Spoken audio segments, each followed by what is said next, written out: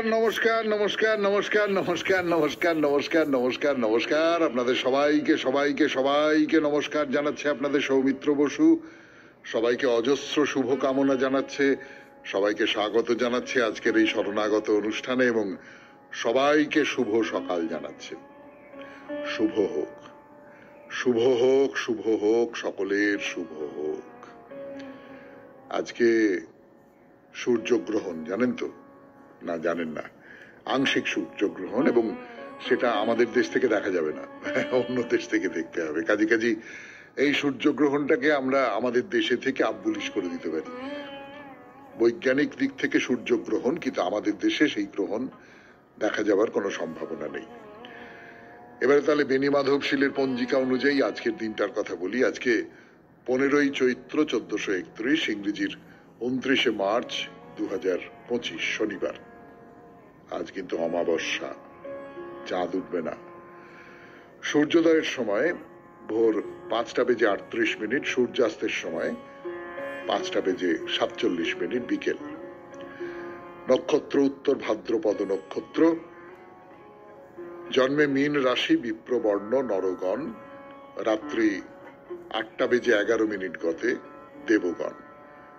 আমাদের হোয়াটসঅ্যাপে চিঠি পাঠাবার নাম্বার 9831922927। চিঠির গোড়ায় অতি অবশ্যই SG লিখতে হবে। এবারে আজকের অনুষ্ঠান সম্পর্কে বলি। আজকের অনুষ্ঠানে প্রথমে তো পুরাণ চিরন্তন, আমরা খাণ্ডবপ্রস্থ নিয়ে কথা বলছিলাম। খাণ্ডব বনে পাণ্ডবেরা নগর তৈরি করছেন, এবং সেই খাণ্ডব বনের একদিকে থাকেন তক্ষক নাগ। তিনি ইন্দ্রের বন্ধু, ফলে ইন্দ্র এই খাণ্ডব বনটাকে রক্ষা করেন। এদিকে বনে তো মাঝে মাঝে আগুন লাগে।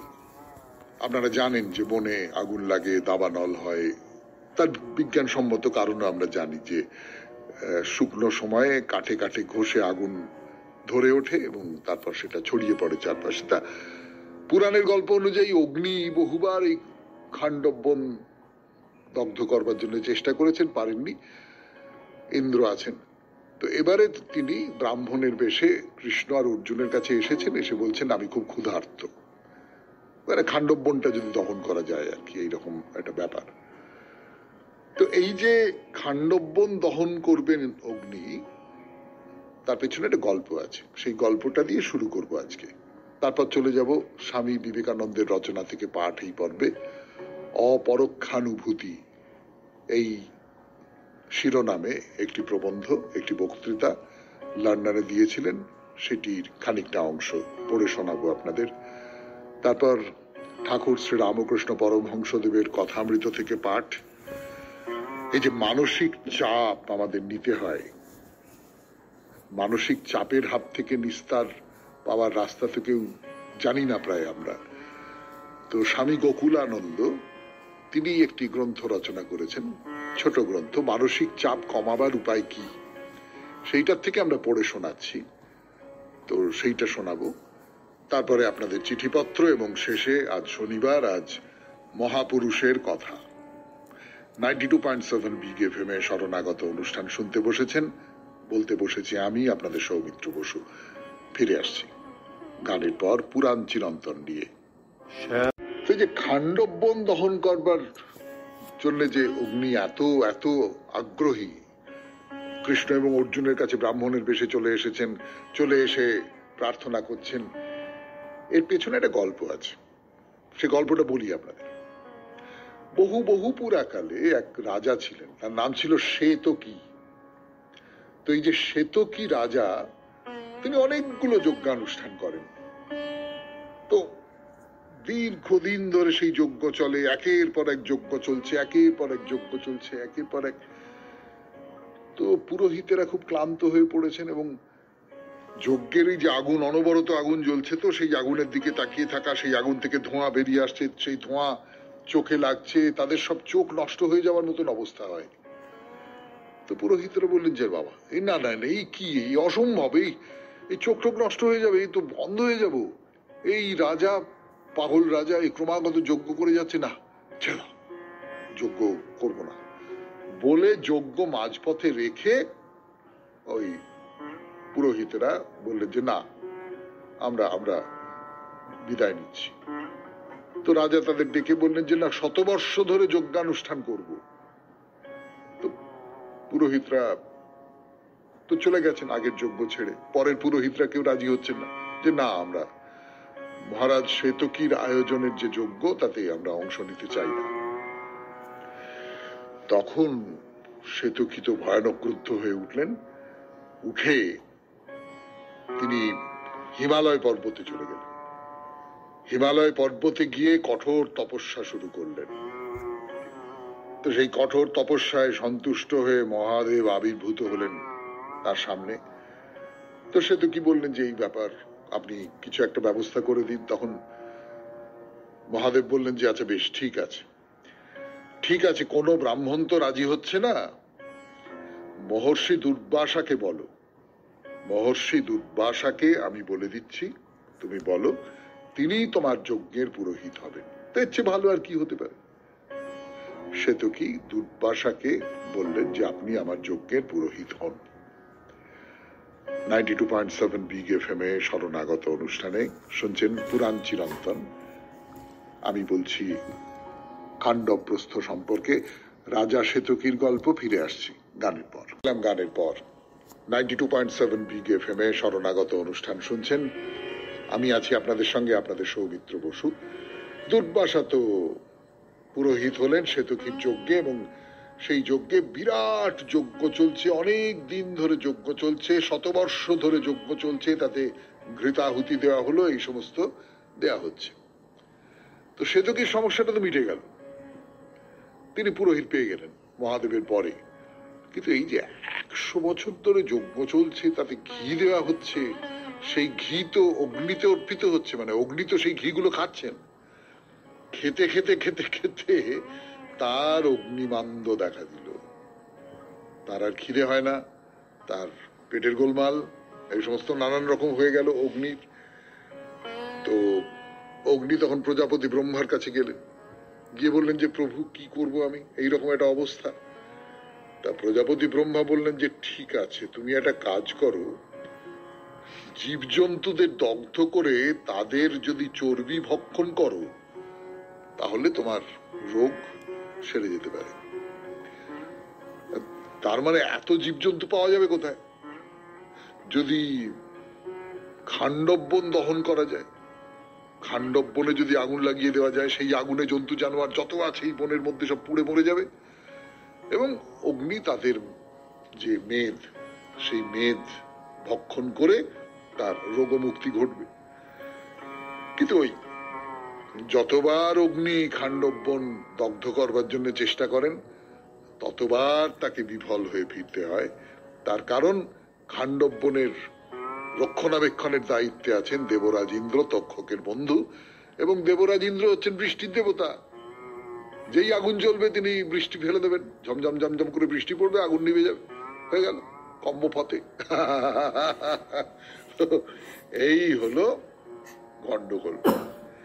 শেষ পর্যন্ত ব্রহ্মা এর প্রতিকার স্বরূপ নরনারায়ণ ঋষির মর্তে কৃষ্ণ ও অর্জুন রূপে আবির্ভাবের কথা অগ্নিকে জানালেন যে তুমি এদের বলো, এরা একটা ব্যবস্থা করে দিতে পারবেন।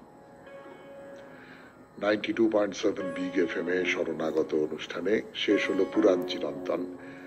এরপর গানের পর অপরোক্ষানুভূতি স্বামী বিবেকানন্দের রচনা থেকে পড়ে শোনাচ্ছি আমি আপনাদের সৌমিত্র বসু। এরপর স্বামী বিবেকানন্দের রচনা থেকে পাঠ, রচনার নাম অপরোক্ষানুভূতি। যতটা পড়েছিলাম তারপর থেকে পড়ে শোনাই। অতএব আমরা দেখিতেছি, মানবীয় ধারণা জগৎ সম্বন্ধে সবটুকু ব্যাখ্যা করিতে পারে না। জগৎ সমস্যার সমাধান করা তো দূরের কথা, জগৎ সম্বন্ধে মানুষ যে দারুণ স্বার্থপর মীমাংসা করে, তাহা গ্রহণ করিলে প্রচন্ড ভ্রমে পড়িতে হইবে। বাহ্য জগৎ হইতে জগৎ সম্বন্ধে যে মীমাংসা পাওয়া যায়, তাহার দোষ এই যে আমরা যে জগৎ দেখি তাহা আমাদের নিজেদের জগৎ মাত্র। সত্য সম্বন্ধে আমাদের যতটুকু দৃষ্টি ততটুকু মাত্র। প্রকৃত সত্য, সেই পরমার্থ বস্তু কখনো ইন্দ্রিয় গ্রাহ্য হইতে পারে না। কিন্তু আমরা জগৎকে ততটুকুই জানি যতটুকু পঞ্চেন্দ্রিয় দ্বারা অনুভূত হয়।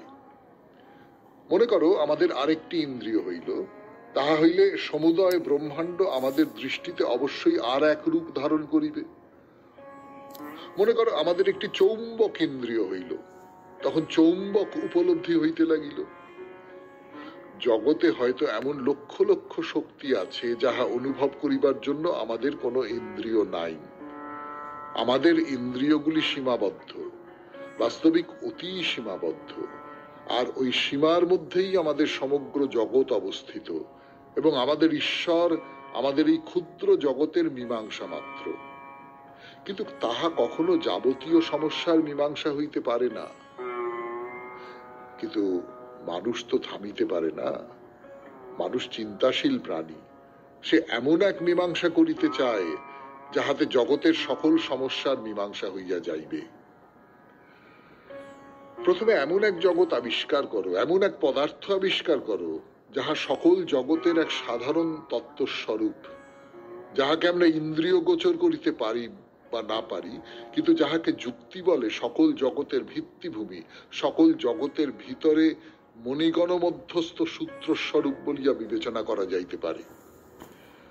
যদি আমরা এমন এক পদার্থ আবিষ্কার করিতে পারি যাহাকে ইন্দ্রিয় গোচর করিতে না পারিলেও কেবল অকাট্য যুক্তি বলে উচ্চ নীচ সর্বপ্রকার স্তরের সাধারণ ভূমি, সর্বপ্রকার অস্তিত্বের ভিত্তিভূমি বলিয়া সিদ্ধান্ত করিতে পারি, তাহা হইলে আমাদের সমস্যা কতকটা মীমাংসার কাছাকাছি হইল বলা যাইতে পারে। সুতরাং আমাদের দৃষ্টিগোচর এই জ্ঞাত জগৎ হইতে মীমাংসার সম্ভাবনা নাই, কারণ ইহা সমগ্র ভাবের আংশিক অনুভূতি মাত্র। শুনলেন স্বামী বিবেকানন্দের রচনা থেকে পাঠ। 92.7 বিগ এফএম-এ শরণাগত অনুষ্ঠানে এইবার কথামৃত ফিরে আসছি। আমি আপনাদের সৌমিত্র বসু। আমি আছি আপনাদের সঙ্গে, আপনাদের সৌমিত্র বসু। কথামৃতে ঠাকুরের সঙ্গে মনির কথাবার্তা হচ্ছে।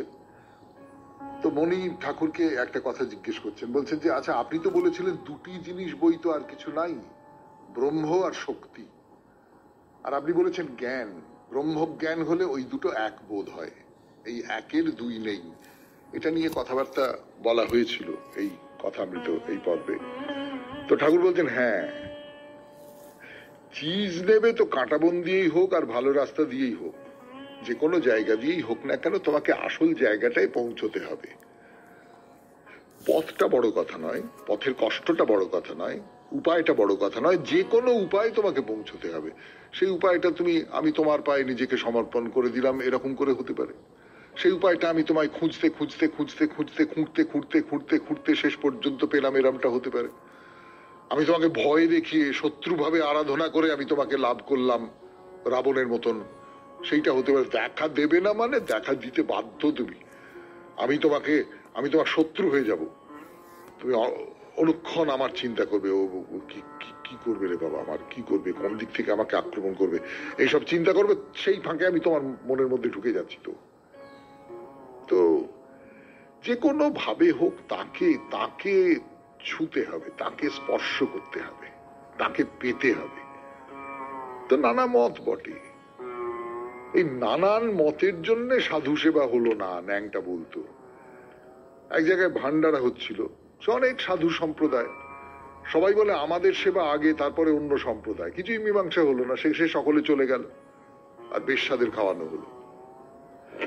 এইটা না খুব হয় জানেন তো, মানে আমি জানি না এই দুটোর মধ্যে তুলনা করা ঠিক কিনা। আমাদের গ্রামে আমি দেখেছি যে এক ধরনের অহংকারের জায়গা থেকেও কিন্তু এই পুজোর মধ্যে ধরুন, ধর্মানুষ্ঠানের মধ্যে ধরুন, অনেক সময় অহংকার ঢুকে পড়ে।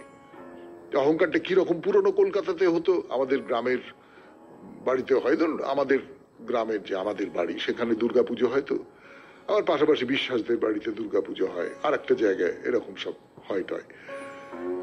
তো বিসর্জনটা কার আগে হবে কার পরে হবে, এইটা নিয়ে কিন্তু এক ধরনের একটা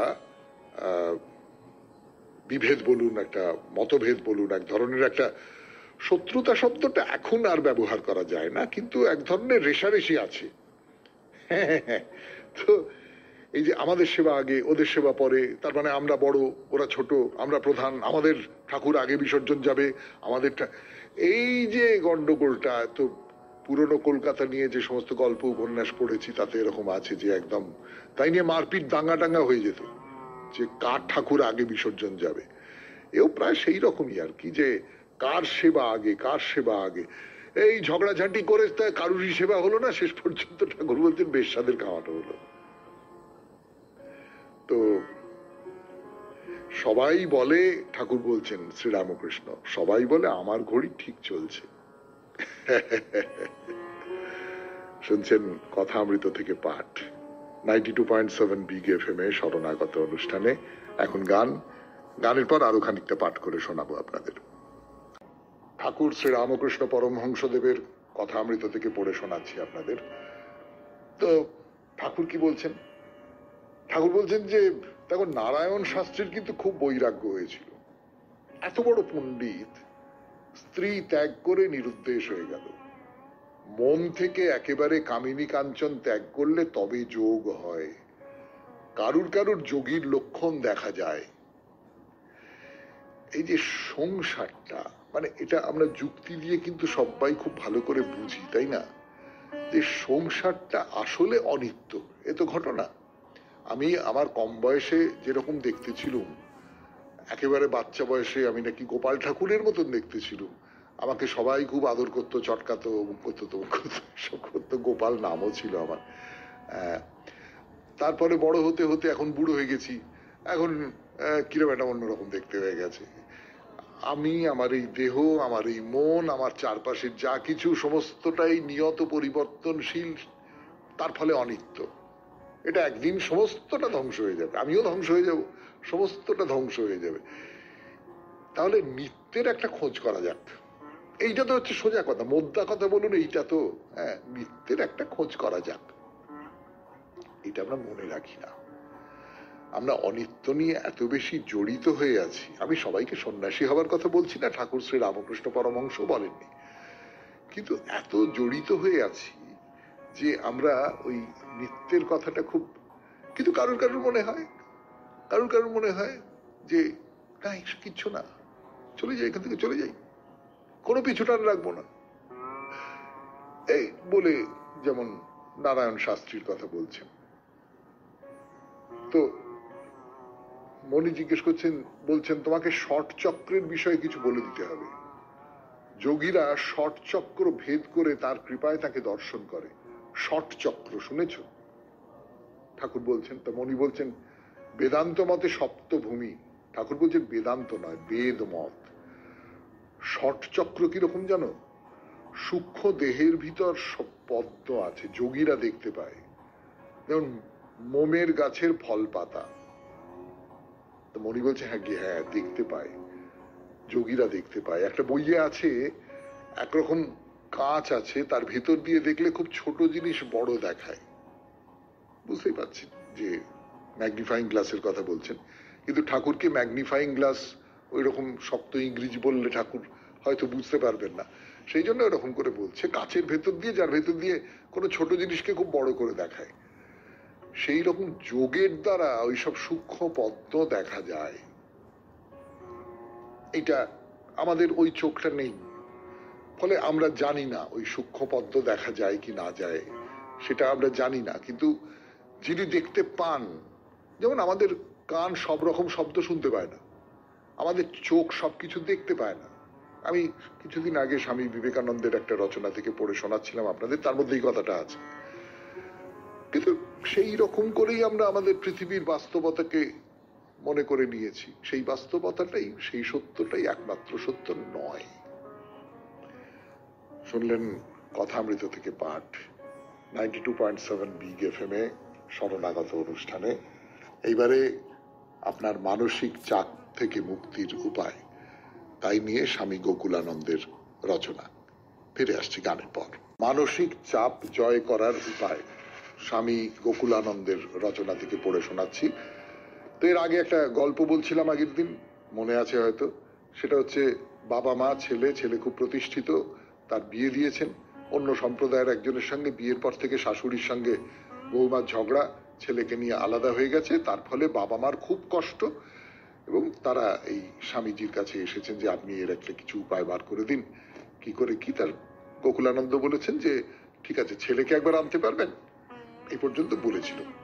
তারপর পড়ে শোনাই 92.7 বিগ এফএম এ শরণাগত অনুষ্ঠানে। দিন 15 পরেই ছেলেটির বাবা আমাকে ফোন করে জানালেন যে তিনি ছেলেকে নিয়ে আসছেন আমার কাছে। আমার কিন্তু অত্যন্ত আশা ছিল যে ব্যাপারটা আমি নিষ্পত্তি করতে পারবো, অন্ততপক্ষে ছেলেটির সঙ্গে কথা তো বলতে পারবো। কিন্তু যখন সে এলো আমার কাছে, দেখলাম সেও যথেষ্ট মানসিক চাপে ভুগছে। আমি বুঝতে পারলাম সে আদৌ তার বাবা মার কাছে ফিরতে চায় না। কিন্তু শিগগিরই স্ত্রীর সঙ্গেও তার বাঁধল সংঘাত, চিড় ধরল সম্পর্কে।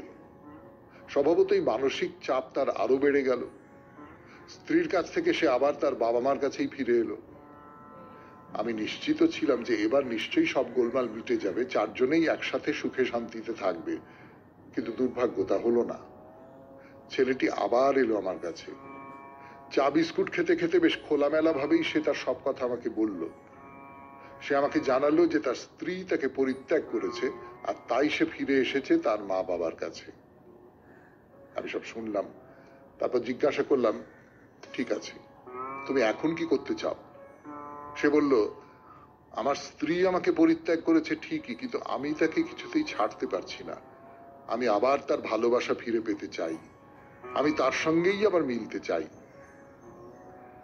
ঈশ্বরের কি বিচিত্র লীলা! দিল্লির মতো শহরে এরকম ঘটনা তো খুব স্বাভাবিক। এবং মনে রাখবেন, মানসিক চাপের এটাই একমাত্র কারণ নয়, আরো কারণ আছে। আর একটা ঘটনার কথা বলি, শুনুন।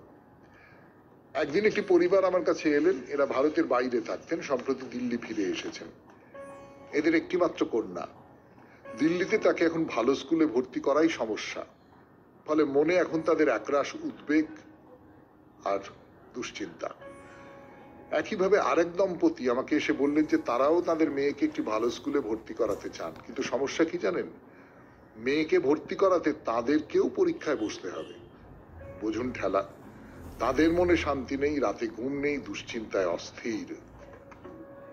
আবার কখনো কখনো কোনো ভক্ত এসে বলেন, স্বামীজি, ঝুট ঝামেলা আমার ভালো লাগে না, আমি নিশ্চিন্ত জীবনযাপন করতে চাই, কিন্তু কাজকর্মেও দক্ষতা আমার চাই চাই। অথচ অফিসে 8 ঘন্টা তুমুল পরিশ্রম করেও কাজ আমার শেষ হয় না। আমি আরো দ্রুত, আরো বেশি কাজ করার চেষ্টা করি, ফলে চাপ আর দুশ্চিন্তায় আমাকে ভীষণ রকম ভুগতে হয়। বুঝতেই পাচ্ছেন আমার মনের কি অবস্থা। সামান্য ব্যাপারেই ভীষণ উত্তেজিত হয়ে পড়ি, অল্পেই একেবারে মাথা গরম হয়ে যায়। এটা কোনো বিশেষ ঘটনা নয়, বলতে পারেন এটা কম বেশি সমগ্র বিশ্বের ছবি। শুনলেন মানসিক চাপ জয় করার উপায়, স্বামী গোকুলানন্দের রচনা থেকে পাঠ। কতগুলো উদাহরণ দিলেন স্বামী গোকুলানন্দ। তার সূত্র ধরে তিনি নিশ্চয়ই আমাদের এখান থেকে, এই চাপ থেকে বেরোবার রাস্তা কিছু বলে দিতে পারবেন। সেই রাস্তা আমাদের সকলেরই জানা উচিত, অনুধাবন করা উচিত, তাই না? এরপরে গান, গানের পরে আপনাদের চিঠিপত্র। ফিরে আসছি আমি, আপনাদের সৌমিত্র বসু। দেবমাল্য খাঁ চিঠি লিখেছেন ইছাপুর, নবাবগঞ্জ, উত্তর 24 পরগনা থেকে। তার চিঠি পড়ব আজকে 92.7 বিগ এফএম এ শরণাগত অনুষ্ঠানে, এই চিঠিপত্র পর্বে। ছোট চিঠি, পড়ে শোনাই। আপনাকে জানাই আমার সশ্রদ্ধ প্রণাম। প্রভাতে শরণাগত অনুষ্ঠানটি আপনার সুদক্ষ পরিবেশনায় অত্যন্ত জনপ্রিয় হয়ে উঠেছে। আমাদের ইছাপুর নবাবগঞ্জে রামকৃষ্ণ সাধন সমিতির একটি মন্দির আছে। মন্দিরে ঠাকুর, মা এবং স্বামীজির নিত্য পূজা হয় এবং ঠাকুরের জন্মতিথি উপলক্ষে 3 দিন ব্যাপী বিশেষ অনুষ্ঠান হয়। মন্দিরের সদস্যদের অনেকেই প্রতিদিন শরণাগত অনুষ্ঠান শোনেন। আপনার সুললিত কণ্ঠে ঠাকুরের কথামৃত শুনতে সকলে ভালোবাসেন। আমার একান্ত অনুরোধ এই যে আপনি যদি ঠাকুরের কথামৃতের সাথে সাথে উক্ত ঘটনার তারিখ এবং স্থান উল্লেখ করেন, তবে আপনার কাছে খুবই কৃতজ্ঞ থাকব। ইতি দেবমাল্য খাঁ, নিবাস ইছাপুর, নবাবগঞ্জ, উত্তর 24 পরগনা। হ্যাঁ, মানে প্রথম যে কথাটা বলবার সেটা হচ্ছে যে আপনি তো শরণাগত শোনেন সে অনেকদিন আগে থেকেই জানি, তার কারণ আপনি খুব নিয়মিত চিঠি লিখতেন, এখন আর লেখেন না। কেন লেখেন না সেইটা নিয়ে আমার অভিযোগ আছে। আশা করি আপনি এই অভিযোগের একটা প্রতিকার করবেন এবং নিয়মিত চিঠি লিখবেন। সে তো একটা দেবমাল্য খাঁকে আমি একটা কথা বললাম, কিন্তু তার বাইরে আপনি যে বলেছেন ইছাপুর নবাবগঞ্জে রামকৃষ্ণ সাধন সমিতির মন্দির, সেখানকার যারা মানুষজন তারা এই অনুষ্ঠান শোনেন, অনেকেই শোনেন, এইটা শুনে আমার বড় ভালো লাগছে। আমি খুব সম্প্রতি এই বিগ এফএম এর যারা কর্তা ব্যক্তি আছেন তাদের মধ্যে একজন আমাকে বললেন যে তোমার অনুষ্ঠান কতজন শোনে জানো, মোটামুটি আমাদের রেকর্ড অনুযায়ী কতজন শোনেন বলে আমি একটা সংখ্যা শুনলাম, কিন্তু শুনে বিশ্বাস করতে পারলাম না আর কি। বলে আবার জিজ্ঞেস করলাম, হ্যাঁ কি বললে? তো তিনি বললেন যে 40 লাখ মানুষ নাকি এই অনুষ্ঠানটা শোনেন ওদের হিসেব মতো। আমার এখনো পর্যন্ত বিশ্বাস হয় না এত মানুষ শরণাগত শোনেন, শরণাগত অনুষ্ঠানকে ভালোবাসেন। তো আপনি যে কথাটা বলেছেন সেইটার উত্তরে বলি, কথামৃতে আপনার আদেশ শিরোধার্য। আমি নিশ্চয়ই যেখানে যেখানে তারিখ বলে দেওয়া থাকবে সেই জায়গায় আমি নিশ্চয়ই তারিখের উল্লেখ করব। তবে কথামৃত তো শেষ হয়ে আসছে, কথামৃত শেষ করার পরে ওই জায়গায় কোন বই পড়বো সে ব্যাপারে আমি সমস্ত শ্রোতাকেই বলছি, যদি একটু পরামর্শ দেন। কারণ কথামৃত এমন একটা গ্রন্থ, তারপরে কি বই পড়বো বুঝতে পারছি না, সেইটা নিয়ে আমি একটু চিন্তিত হয়ে আছি। আপনারা যদি দয়া করে একটু পরামর্শ দেন। চিঠিপত্র শেষ হলো, এরপর আজকে শনিবার, আজকে মহাপুরুষের কথা। যে মহাপুরুষের কথা বলবো তিনি এশিয়ার মানুষ এবং অসামান্য একজন জ্ঞানী মানুষ। জ্ঞানী বলতে যেটা বোঝায় সেই রকম আর কি। তিনি হচ্ছেন চীনের মানুষ, কনফুসিয়াস। কনফুসিয়াসকে নিয়ে শুরু হচ্ছে মহাপুরুষের কথা। 92.7 বিগ এফএম এ শরণাগত অনুষ্ঠানে ফিরে আসছি গানের পর। জীবনের কথা শোনাবো আপনাদের, তার জীবনের গল্প 92.7 বিগ এফএম এ শরণাগত অনুষ্ঠানেই শনিবারে প্রত্যেক শনিবারে যে মহাপুরুষের কথা বলি সেই মহাপুরুষের কথায়। কনফুসিয়াস কোন সময়কার লোক? যীশুখ্রিস্ট জন্মাবার 551 বছর আগে তার জন্ম হয়েছিল এবং যীশুখ্রিস্ট জন্মাবার 479 বছর আগে তিনি এই পৃথিবী ত্যাগ করে চলে যান। তার মানে বুঝতে পারছেন যে কত পুরনো সময়ের একজন মানুষ। সেই মানুষটির কথা বলি আপনাদের। তো চীন দেশের কথা। চীন দেশে লু শিয়াং নামে একজন মানুষ বাস করতেন। তিনি সেনাপতি ছিলেন, রাজার সেনাপতি ছিলেন। লু বলে রাজ্যটির নাম লু, সেখানে লু শিয়াং অবসরপ্রাপ্ত একজন সেনাপতি। খুব বড় বীর ছিলেন, নিজের অসামান্য বীরত্ব ছিল, দুর্জয় সাহস ছিল, প্রভূত কৃতিত্বের পরিচয় দিয়েছেন। সাধারণ সৈনিক হিসেবে তিনি তার জীবন শুরু করেছিলেন, তারপরে একেবারে সেনাপতি হয়ে গিয়েছিলেন। এবং বলা বাহুল্য সেনাপতি আর্থিক দিক থেকেও মানে তিনি বেশ সম্পন্ন পরিবারের মানুষ, টাকা পয়সা আছে, কিন্তু মনে শান্তি নেই। কেন শান্তি নেই? তার সব মেয়ে, কটি মেয়ে? 9টি মেয়ে। 9টি মেয়ে, কিন্তু একটিও ছেলে নেই। আর আজকের দিনে আমাদের মনে হয় যে মেয়ে আর ছেলের মধ্যে তফাৎ কি আর আছে, কিন্তু আমি অন্য একটা দিক থেকে ভাববার চেষ্টা করছিলাম যে একজন সেনাপতি, যুদ্ধ যার কাজ, অবসরপ্রাপ্ত, তিনি একজন পুত্র সন্তানকে তো চাইবেন, মানে মানসিক দিক থেকেও তার একটা প্রার্থনা হবে যে আমার মতন বীর, আমার মতন সাহসী একজন পুত্র সন্তান হবে, এরকম একটা আকাঙ্ক্ষা তো হতে পারে। তো যাই হোক, পুত্র নেই। এবং আর একটা ব্যাপারও তো আছে যেটা আমাদের মধ্যেও আছে, মানে আমি বলছি হিন্দুদের মধ্যেও খুব আছে, যে পুত্রের হাতের জল না পেলে আত্মা শান্তি পাবে না। সেই জন্য লু শিয়াং মানসিক দুর্ভাবনায় খুব ভেঙে পড়েছেন। তাদের গ্রামের পথ দিয়ে যাচ্ছেন, কেউ খুব তেষ্টা পেয়েছে। তো পথের পাশেই একটা কুটির, কুঁড়ে ঘর, একেবারে বোঝাই যায় খুব গরিব কোনো চাষির কুঁড়ে ঘর। তো সেখানে গিয়ে একটু জল চেয়েছে। তো ভেতর থেকে একটি মেয়ে, একটা কিশোরী মেয়ে, সে এসে তাকে জল দিল। মেয়েটির নাম হচ্ছে চেং সাই। তো লুসিয়াং এর তাকে দেখে খুব ভালো লাগলো, মনে হলো মেয়েটি সুলক্ষণা, এবং একে যদি আমি বিয়ে করি তাহলে এর গর্ভে নিশ্চয়ই আমার একটা ছেলে হবে, একটা পুত্র সন্তান আমি পাবো। তো লুসিয়াং বললেন যে তোমার বাবার সঙ্গে আমি একটু কথা বলতে চাই।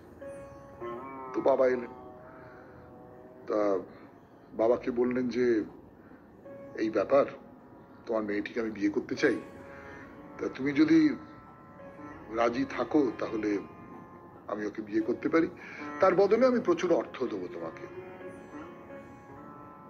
তো চাষি তো খুব মুগ্ধ, লুসিয়াং এর মতন একজন মানুষ, বিখ্যাত মানুষ, প্রচুর টাকা পয়সা, সেই টাকা পয়সা দেবেন বলছেন, এবং মেয়েটিও কিন্তু সম্মতি জানালো।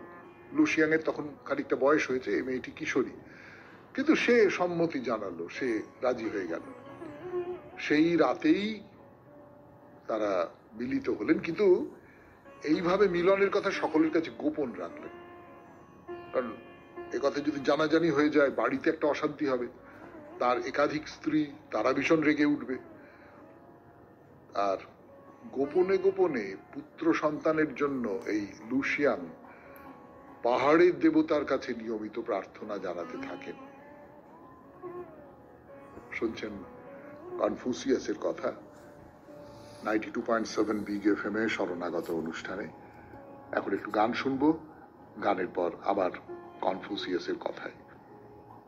92.7 বিগ এফএম এ শরণাগত অনুষ্ঠানে মহাপুরুষের কথা, এই পর্যায়ে কনফুসিয়াস, চীনের প্রখ্যাত দার্শনিক, জ্ঞানী একজন মানুষ কনফুসিয়াস।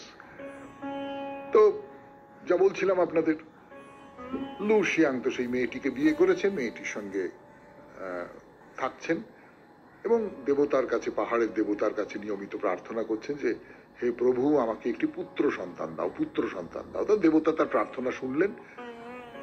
চেং সাই, ওই মেয়েটির নাম বলেছিলাম আপনাদের, সেই চেং সাই এর একটি ছেলে হলো। এইবারে তো আর এই খবরটা গোপন রাখা যাবে না, এই খবরটা তো প্রকাশ করতেই হবে। ফলে এই খবরটা চলে গেল, এই লুসিয়াং এর স্ত্রীদের কাছে চলে গেল। তারা তো বুঝতেই পারছেন ভয়ঙ্কর রেগে গেল। আরে এটা কি, আমরা আছি, ও কোথা থেকে একটা রাস্তার মেয়ে, একটা চাষি ঘরের মেয়ে, তাকে বিয়ে করলো, তার গর্ভে পুত্র সন্তান হলে কি হচ্ছে এটা? ও পাগল পাগল পাগল। তো লুসিয়াংকে তারা পাগল বলে ঘরের মধ্যে আটকে রেখে দিল, এবং লুসিয়াং অসুস্থ হয়ে পড়লেন। তারপরে তার পক্ষে কোনো কিছুই করা সম্ভব হলো না। কয়েক মাস বাদে লুসিয়াং এর মৃত্যু হলো। তাহলে চেং সাই স্বামীহারা হলো, কম বয়সে একটি মাত্র পুত্র সন্তান নিয়ে। এই যে নবজাত শিশু পুত্রটি, তাকে চেং সাই আস্তে আস্তে আস্তে আস্তে বড় করে তুলছে। লুসিয়াং বলেছিলেন যে তোমাকে প্রচুর টাকা পয়সা দেবো। সেই চাষিকে বলেছিলেন, চেং সাইয়ের যে বাবা তাকে বলেছিলেন, চেংকেও বলেছিলেন যে টাকা পয়সা দেবো, কিন্তু কিছু দিতে পারেননি। ফলে চেং সাই নিজেই ওই বাচ্চাটাকে মানুষ করবার সমস্ত দায়িত্ব কাঁধে তুলে নিল। চাষির ঘর, চরম অভাব অনটন, তার মধ্যে একটা বাচ্চা, সেই বাচ্চাটাকে মানুষ করছেন, এবং আশপাশের যারা পাড়া প্রতিবেশী লোকজন সমস্ত আছে, তারা তো নানান রকমের সমস্ত ঠাট্টাই আর কি করে, বিদ্রুপ করে। তো আর গ্রামে থাকা যায় না। তখন চেং সাই ওই গ্রাম ছেড়ে অন্য আর একটা জায়গায়, রাজধানী চুফুর কাছে এক গ্রামে গিয়ে বসবাস করতে শুরু করলেন। খুব অভাবের মধ্যে দিয়ে বড় হচ্ছেন এই বাচ্চা ছেলেটি। তিনি কনফুসিয়াস, আমরা তার কথায় তো আসবো, বড় হবার পর তার কথায় আসবো।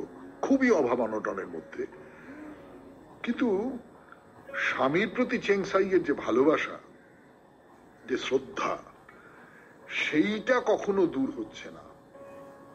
এবং চেং সাই মনে মনে খুব অহংকার করতেন যে আমার স্বামী ওই রকম একজন বীর, ওই রকম একজন সেনাপতি, এই সমস্ত বলতেন। তো এই করতে করতে করতে করতে আস্তে আস্তে আস্তে আস্তে কনফুসিয়াস বড় হয়ে উঠছেন। চেং তাকে শিক্ষা দিচ্ছেন চেঙ্কি বলছেন, বলছেন তুমি খুব গরিব, তুমি খুব অভাব অনটনের মধ্যে আছো, কিন্তু বাবা এর জন্য তুমি লজ্জা পেও না। একটা কথা মনে রাখবে, তোমার বাবা একজন মহান মানুষ ছিলেন। এবং কনফুসিয়াসের ভেতরে এই কথাটা ঢুকে গেছে। তিনিও তার বাবাকে খুব সম্মান করতেন, আর একটা অসম্ভব আত্মসম্মান বোধ হয়তো মায়ের কাছ থেকেই পেয়েছিলেন তিনি। তার ফলে হ্যাঁ আমি গরিব, গরিব তো কি হয়েছে, তার জন্য লজ্জা পাবার কোনো ব্যাপার নেই। কনফুসিয়াস বড় হচ্ছেন, তারপরে কি হলো